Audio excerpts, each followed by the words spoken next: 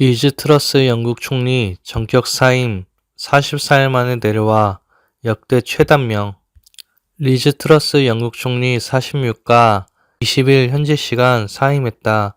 트러스 총리는 감세 정책의 후폭풍으로 정치적 권위가 크게 요동치며 임명된 지 44일 만에 총리직을 사임하게 됐다. 트러스 총리는 영국 최초의 40대 여성 총리로 제2의 마거렛 대처가 될지 주목받았지만 역대 최단명 총리로 이름을 남게 됐다. 트러스 총리는 이날 런던 다우닝가 10번지 총리 관저 앞에서 기자회견을 열고 자신의 사임을 공식 발표했다. 그는 성명에서 나는 경제적으로나 국제적으로 매우 불안정한 시기에 취임했다라며 우크라이나 전쟁과 미국의 경제 침체 등의 문제를 거론했다.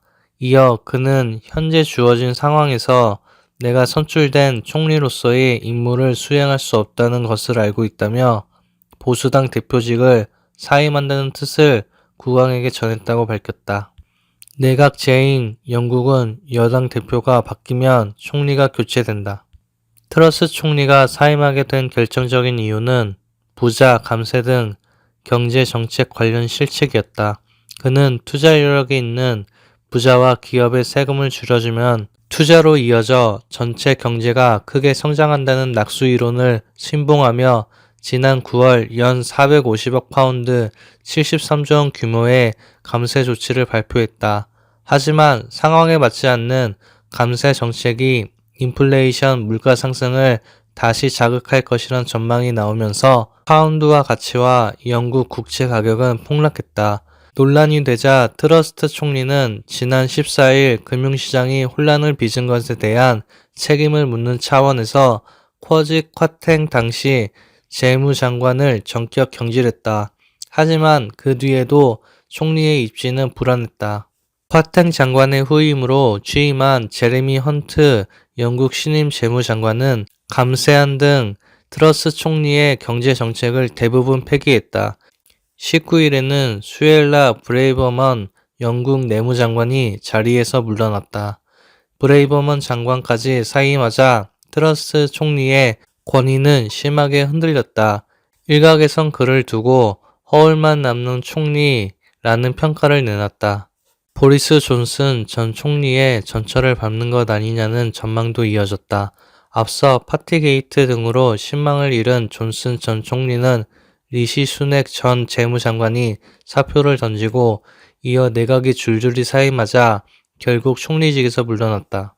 트러스 총리는 전날 하원에서 열린 총리 질의응답에서도 굳건히 자리를 지키려는 모습을 보였다.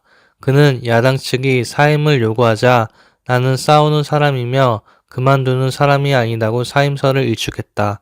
또 실수를 다시 사과하며 경제적인 안정을 확보할 수 있도록 국가 이익을 위해 행동했다고 주장했다. 하지만 이날 오전 보수당 1922 위원회의 그레이엄 브래디 위장을 만난 뒤 사임으로 돌아섰다. 이날 사임으로 트러스 총리는 영국 최단명 총리로 기록됐다.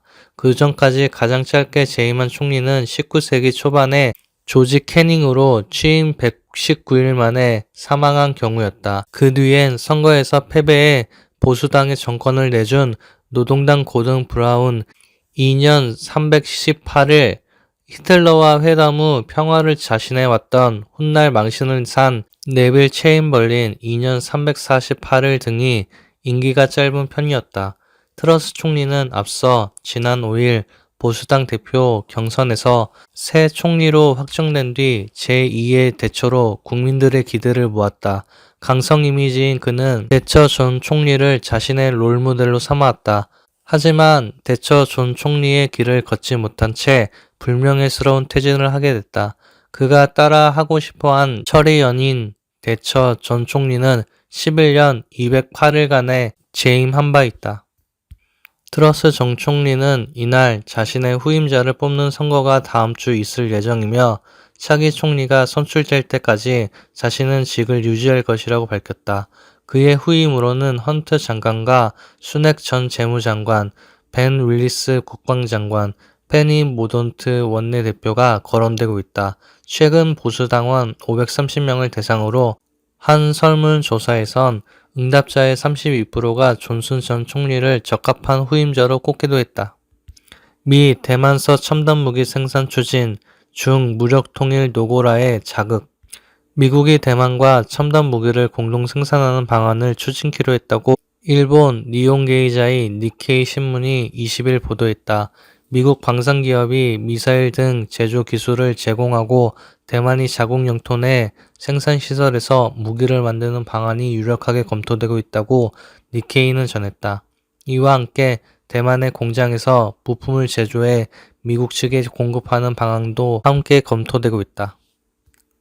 니케이는 이날 복수의 관계자를 인용해 미국과 대만 양국이 이미 무기 공동 생산과 관련한 논의를 시작했다며 구체적인 방안은 내년 중 마련될 것이라고 보도했다. 지금까지 미국은 첨단 방산 기술 유출을 우려해 대만과의 무기 공동 생산은 검토 대상에도 올리지 않았다. 하지만 최근 중국이 노골적으로 대만 무력 통일의 의지를 공개하면서 조 바이든 미국 행정부도 정책 전환을 검토하게 된 것으로 알려졌다. 이와 관련해 토니 블링컨 미 국무장관은 지난 17일 캘리포니아에서 열린 한 행사에서 중국은 예전에 우리가 상정했던 시기보다 상당히 빠르게 대만 통일을 추진하겠다는 입장이라고 말했다. 중국 침략에 맞설 대만의 무기 수준이 상대적으로 취약하고 미국의 무기 공급이 제때 이루어지기 힘들다는 현실적인 제약도 이번 결정에 영향을 미친 것으로 보인다. 미국 정부가 무기 수출을 승인하고 실제 인도가 이루어지기까지 보통 수년, 10년 정도가 걸린다. 최근엔 우크라이나에 무기를 대량 공급하는 바람에 대만은 우선순위에서 크게 밀리고 있다. 지난 5월 대만 국방부는 미국에서 당초 2026년까지 전략 공급 완료 예정이었던 휴대용 대공 미사일 스팅어 납품 일정이 차질을 빚고 있다고 발표했다. 대만은 오늘 2027년까지 고성 기동 포병 로켓 시스템 하이마스를 2028년엔 하푼 대함 미사일을 받기로 했지만 이 또한 장담할 수 없는 상황이다. 미국 전략국제문제연구소 CSIS는 지난달 미국 내에도 스팅어와 하이마스 재고가 부족한 상황이라고 했다. 이란, 러시아의 자폭 드론 교관까지 파견, 미, 유럽 맹비난.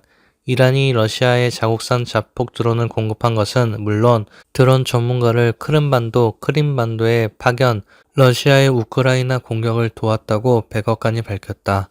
20일 현지 시간 AFP 통신 등 외신에 따르면 존 커비 백악관 국가안보회의 NSC 전략소통조장관은 이날 언론 브리핑에서 이란군 인력이 크림반도에서 러시아 작전을 지원한 것으로 판단하고 있다고 말했다.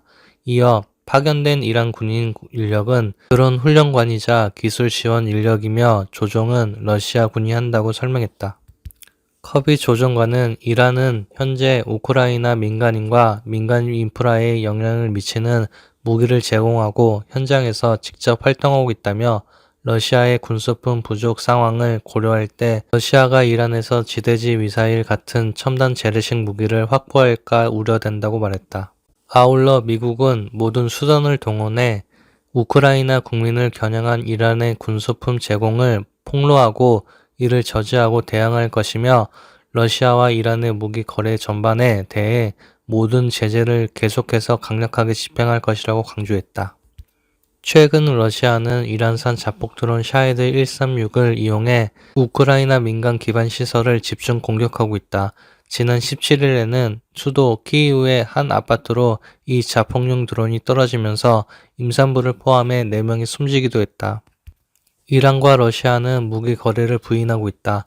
하지만 서방은 증거를 종합할 때 이란의 개입이 있었던 게 분명한 만큼 엄중 대응할 필요가 있다는 입장이다.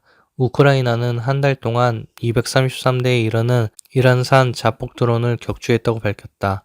19일 이란산 자폭 드론 문제를 논의하기 위해 열린 UN 안전보장이사회의 비공개 회의에서 미국, 영국, 프랑스는 이란이 안보리의 결의를 위반했다는 데 합의했다. 유럽은 이란에 대한 추가 제재에 신속히 나서기로 했다. 유럽연합 EU 27개 회원국은 드론 제조업체 샤헤드 항공산업과 이란군 고위급 인사 3명에 대한 제재에 합의 수일 내 공식 채택할 예정이다. 영국도 동참한다. 블룸버그는 러시아의 우크라이나 침공과 관련한 서방의 제재가 러시아 벨라루스의 제3국으로 확장하는 첫 사례가 된다고 짚었다.